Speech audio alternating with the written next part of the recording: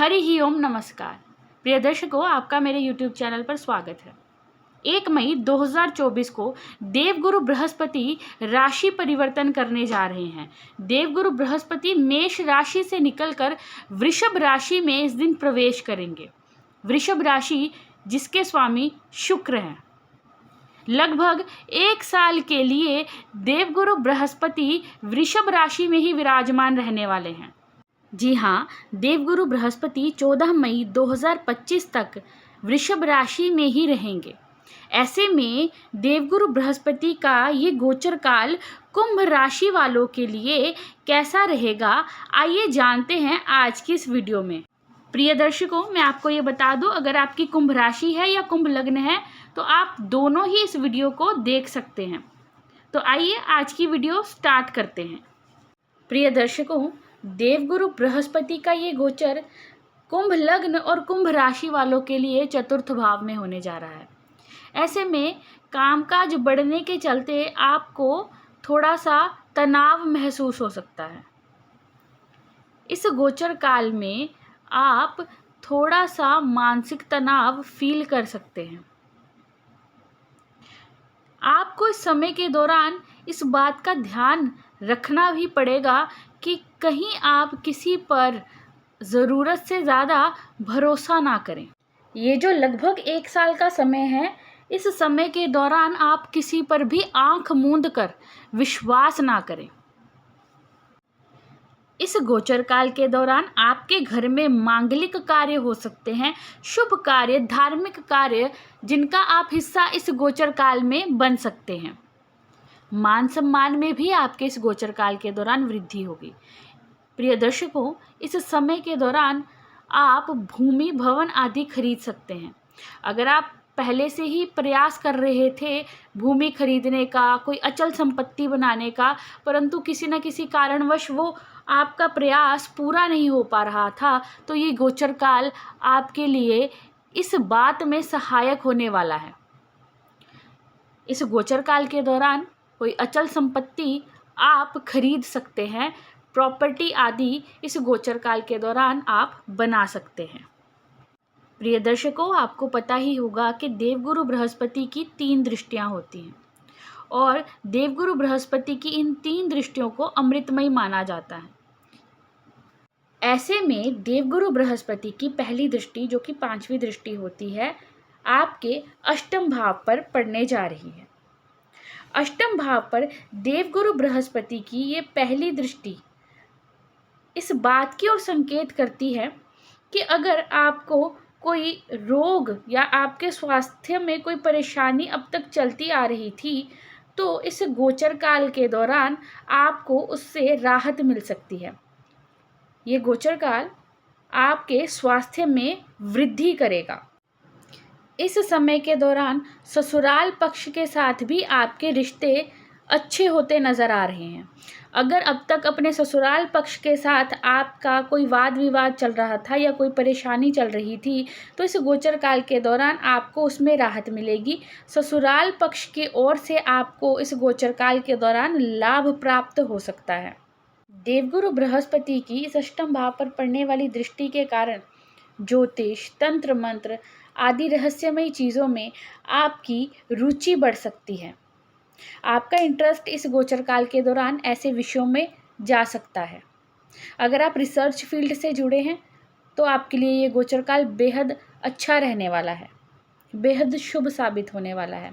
या अगर आप किसी विषय पर गूढ़ ज्ञान प्राप्त करना चाहते हैं तो भी ये गोचर काल आपके लिए अच्छा रहने वाला है। ये समय आपके लिए शुभ फलदायी रहेगा।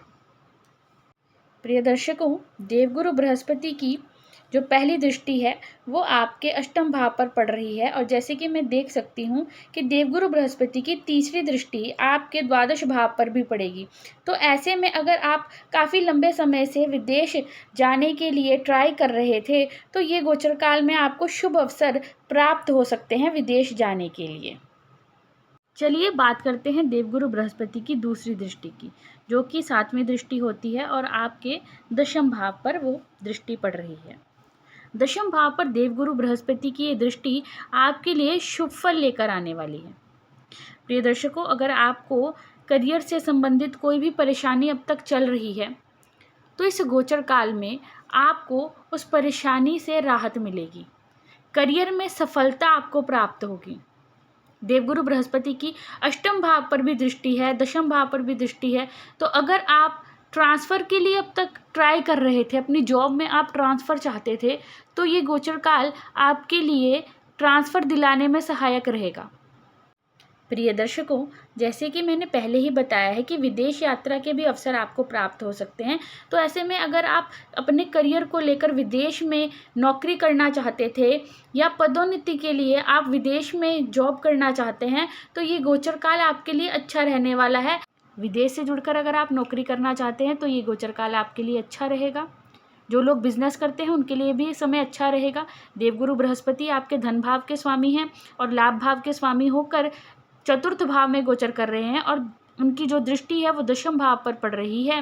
तो ऐसे में ये समय आपके लिए अच्छा रहेगा। करियर में सफलता आपको मिलेगी। प्रमोशन के लिए अगर आप ट्राई कर रहे थे तो भी ये समय आपके लिए सहायक रहने वाला है। प्रमोशन इस गोचर काल के दौरान आपको मिलेगी। धन लाभ आपको इस गोचर काल के दौरान देवगुरु बृहस्पति करवाएंगे। तो करियर की दृष्टि से तो ये गोचर काल आपके लिए बेहद अच्छा रहने वाला है। धन लाभ आपको होगा, करियर में प्रमोशन आपको मिलेगी, सफलता आपको मिलेगी। तो ये गोचर काल कामकाज की दृष्टि से हर तरह से आपके लिए अच्छा रहने वाला है।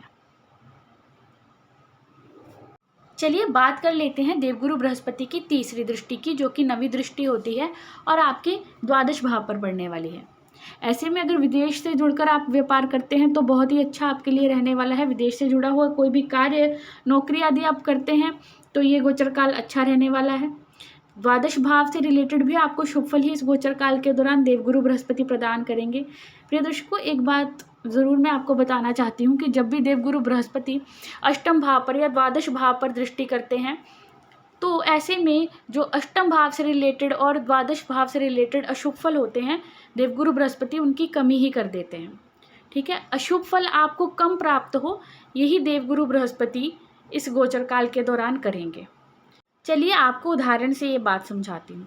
जैसे कि देवगुरु बृहस्पति की द्वादश भाव पर दृष्टि पड़ रही है, ऐसे में धन खर्च तो आपका होगा, परंतु देवगुरु बृहस्पति ये करेंगे कि आपका जो धन खर्च है वो अशुभ कार्यों में ना हो, शुभ कार्यों में हो। जैसे कि मैंने आपको पहले ही बताया था कि इस गोचर काल के दौरान अचल संपत्ति आप खरीद सकते हैं। भूमि, भवन आदि इस गोचर काल के दौरान आप खरीद सकते हैं। तो अगर अचल संपत्ति खरीदने में आपका खर्च होता है, कोई प्रॉपर्टी खरीदने में आपका खर्च होता है, तो वो खर्च शुभ ही माना जाएगा। तो देवगुरु बृहस्पति यही करेंगे कि जो आपका खर्च है या घर में कोई मांगलिक कार्य हो जाए उस पर खर्च हो जाए, कोई प्रॉपर्टी खरीदने के लिए आपका खर्च हो जाए, तो देवगुरु बृहस्पति आपका जो धन व्यय है वो सही काम में, अच्छे काम में करवाएंगे। बस इस बात का ख्याल ज़रूर रखें क्योंकि वर्तमान में मकर राशि पर 7.5 का प्रभाव चल रहा है, तो किसी पर भी आंख मूंद कर विश्वास इस गोचर काल के दौरान ना करें और कोई भी डिसीजन, कोई भी निर्णय जल्दबाजी में इस गोचर काल के दौरान ना लें। तो ये था कुंभ राशि और लग्न वालों के लिए देवगुरु बृहस्पति के गोचर का फल। हरि ओम, धन्यवाद।